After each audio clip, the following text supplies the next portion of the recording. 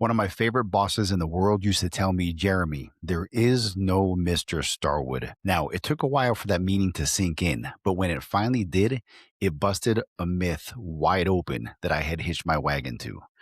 Today, I'm sharing 3 common myths in the hospitality industry and how they can apply to you. Welcome to this week's episode of Unhospitality.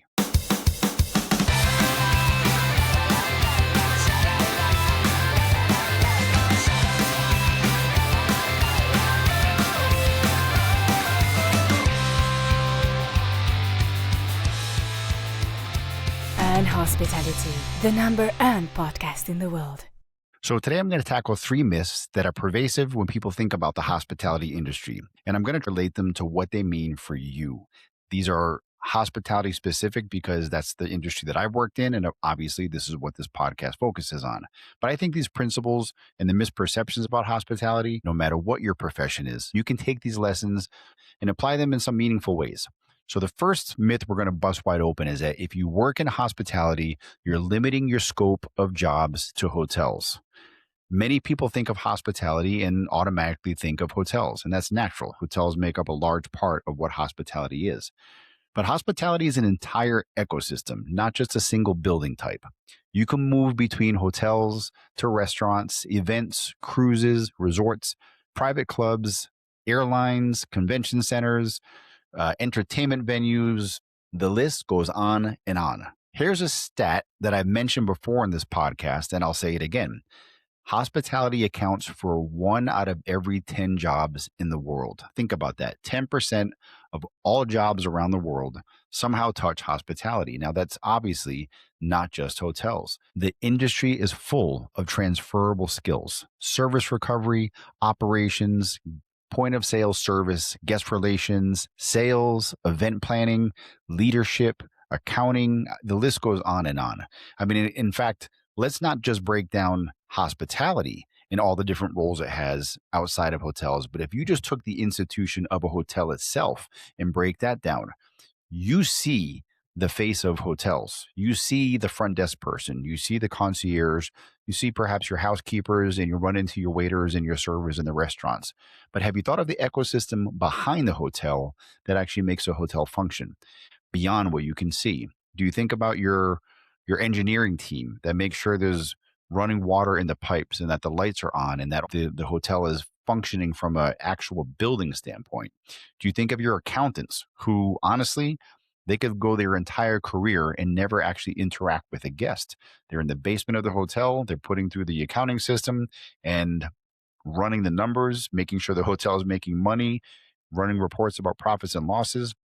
Those are accountants who you probably never think about behind the scenes of an actual hotel.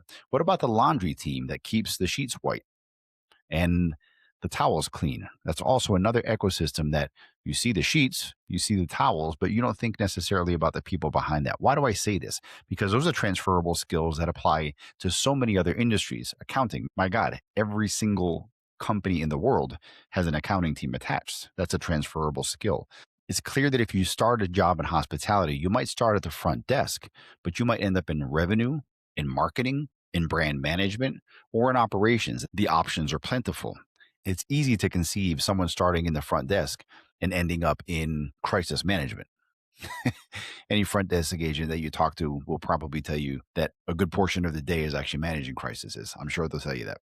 The bottom line is, don't confuse hospitality or hotel as a monolithic structure. The job opportunities are wide-ranging and your skills are often transferable. Now, how does this apply to anyone outside of hospitality even? Well, think about it.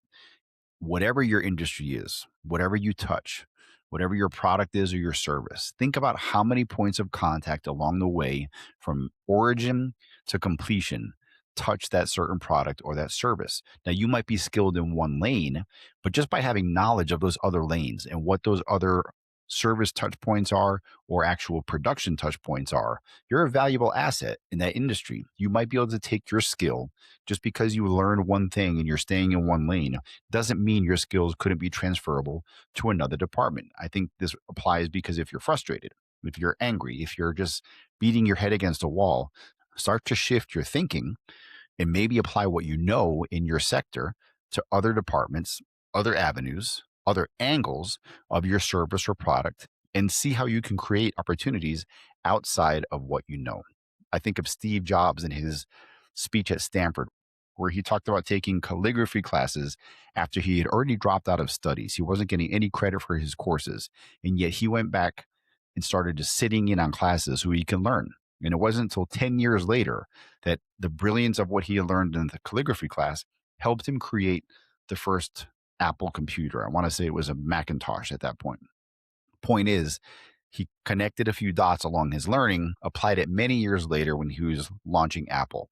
That idea of your skill set that you learn in one area being able to translate to another is a very valuable thing to be aware of.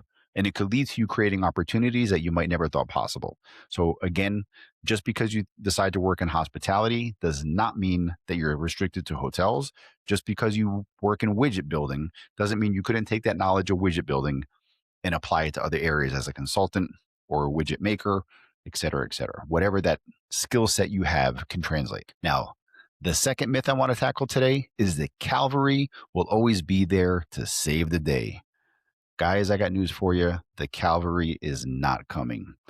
See, in the real world in hotels, frontline staff often expect support that never arrives fast enough or at all. They're often put in a position where they have to make a game time decision on the spot and be ready to make that decision without support coming from behind. And let's not just apply this to day to day service. Let's talk about your career. One of my favorite bosses in the world, Mr. Randy Ha, he used to say to me, Jeremy, there is no Mr. Starwood. I didn't quite understand what he meant when he first said it. There is no Mr. Starwood. I'm thinking, well, there's a Mr. Hilton, there's a Mr. Marriott. Those are the founders of the brand. I was trying to put the pieces together. What does he mean when he says there is no Mr. Starwood? Well, turns out after repeatedly saying it and us having several conversations about it, his point became clear. What he was trying to tell me was you're going to give your life and your heart and your soul and all the passion you put into this job. And at the end of the day, you're a cog on a wheel. And it's not a negative reflection on Starwood. It's not that Starwood is careless or heartless. It's just that you're replaceable. It's that simple. There's no Mr. Starwood to come and save the day and rescue your career. And no matter how much time and energy you put into your job, no one's going to come save you and say, oh, wow, you're so valuable. We want to keep you forever and make sure you're paid forever. In sales, everyone knows one bad quarter, sometimes even one bad month, that could be the end of your job at that particular hotel, sometimes the end of your career.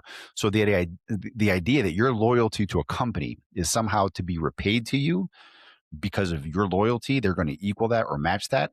It's simply not true. So not only in point of service where you're dealing with a guest or a customer or a client and need the support, when it comes to making lifelong career decisions, career defining decisions, don't expect some corporate bigwig to protect you. In fact, I'll tell you another story. I had left Starwood for another beautiful opportunity. It was a jump in pay, but also a jump in responsibility and title. I was very excited to take it. Now, my previous boss on a regional level with Starwood, the company I had left, called me shortly after I had moved. I remember sitting in my office and getting this call. I'm thinking, well, this is a weird call to get. I knew who it was on the other line, and I picked up. The browbeating he gave me. Now, keep in mind, I was this guy's, go-to guy. I wouldn't call him, I wouldn't call myself a hero by any stretch of the imagination, but I was a reliable employee who he had a lot of confidence in.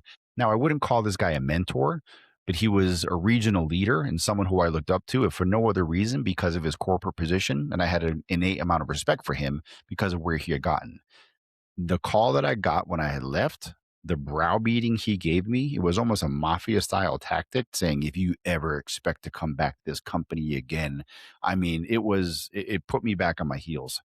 Ironically enough, by the way, this guy ended up leaving Starwood a couple months later to join my company that I had just got to, and walks into my office and strolls in like nothing ever happened or he never made that call and we're best friends. I wanted to knock him in the face, to be honest. But point is, that idea that there's some corporate good guy, there's some brand ambassador who's going to watch after you and reward your loyalty in kind is just simply not true.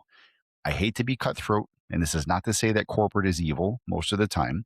This is not to say that they don't deserve respect and that there aren't corporations with genuinely good people with good natured intentions for you and for your career.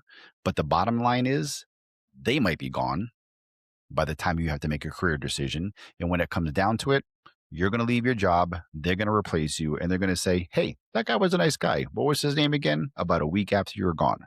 Promise you, I've seen it happen time and time again. There is no Mr. Starwood. The cavalry is not coming to save you, not at your point of service. So be good at learning how to make decisions on the fly and taking that responsibility and taking ownership of your decisions. Also, think about yourself and your career and don't expect corporate to reward you. If you have a better opportunity to go somewhere, consider it well. It can often lead to a pay increase, it can often lead to an increase in title, and it can round out your career and the benefits you're able to gain. Because sometimes after staying in a certain position for a long time, this is a little side note, you don't understand your market value. You're not at a place where you're able to realistically apprise what the market will pay you if you're not out there or at least open to the idea of other conversations and other opportunities. How does this apply to everyday life? Well, it's the same principle. I don't care what industry you're in. I don't care what company you work for. There are very few, if any, corporations that are going to back you up and say, no matter how loyal you are, we're going to be loyal to you in kind. Just when the chips are down, realize it's going to be you and your decisions that you have to answer for at the end of the day. And you cannot expect some kind of corporate bigwig to be there, just like Mr. Starwood. He doesn't exist. And the final one, this kind of goes to the wonky side of the industry. And I'm going to talk to it in terms of what I do on a daily basis, which is book groups and conventions and special events at hotels, anything 10 rooms or larger, usually ranging from anywhere from 10 rooms to 500, 600 rooms. This is what I deal with every day, which of course requires a contract. The third myth of hospitality I want to address is once you agree to terms verbally on an event, that the contract is just a formality. Nothing can be further from the truth. Again, this one's a little in the weeds, and I'm coming at it from an angle of group sales. But we've all been in this situation where we're interested in something. We do a lot of research. We've crunched the numbers. We've looked up the pros and cons. We've weighed all of our options extensively, and we're finally at a point where we're ready to make a decision. We feel good about the decision. We call the person we're dealing with, perhaps a sales manager or someone who's trying to pitch you something. We give them the verbal commitment. We want to come with you. Now, what happens next? Well, let's say in a retail space, not much. You go to a cash register, you put down the money and you make a purchase. That might come with a guarantee, which even a guarantee is a form of a contract. But when it comes to buying a car, when it comes to buying a house, when it comes to booking a big conference worth several hundred thousand or several $1 million to a hotel, there's a contract involved. Now, we often call these things agreements, right? We use the word interchangeably, contracts and agreements. Unfortunately, contracts are not always agreements. In fact, the majority of the language in a contract addresses things that need to be dealt with when there is a disagreement. What happens when one party is falling short? What happens when one party is not living up to their end of the bargain? Well, we refer to the contract. I pour over contracts daily. It's what I do. Sometimes these contracts are very short. For a small block, it could be 3 pages. For a larger group that's planned years out in advance, these contracts can be 12, 15, sometimes 20 pages. Now, it's wild to me how one-sided contracts can be. You always have to be wary when you're getting a contract. Again, I go back to when you're buying a car. This is how this applies in real life and outside of hotels.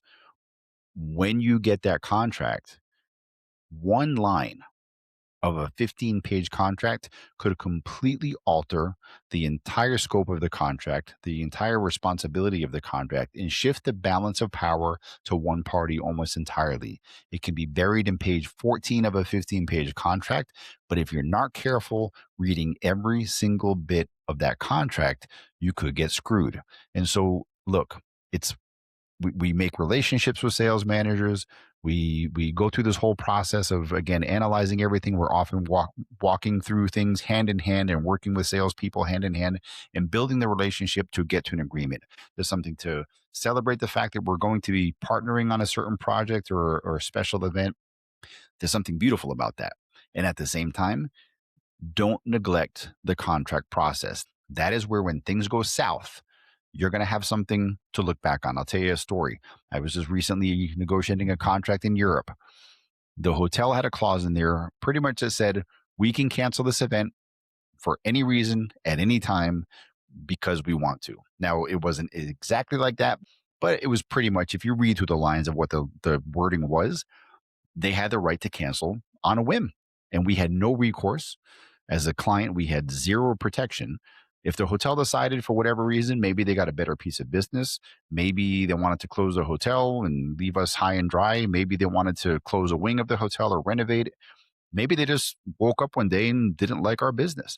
The clause in there was so broad and so vague that they had the right to cancel outright and leave us with no protection. So think about that. Say we're a week out, all the plane tickets are bought, we're on our way pretty much, bags are packed, ready to go, and the hotel calls us and says, we've canceled your event.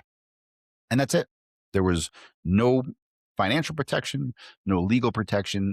If we had allowed that clause in the contract, we were screwed. So clearly, I fought that back tooth and nail, making sure that we updated the language. You can cancel if you want hotel, but you're going to owe us money. You're going to owe us any damages that we incur in the process of you canceling.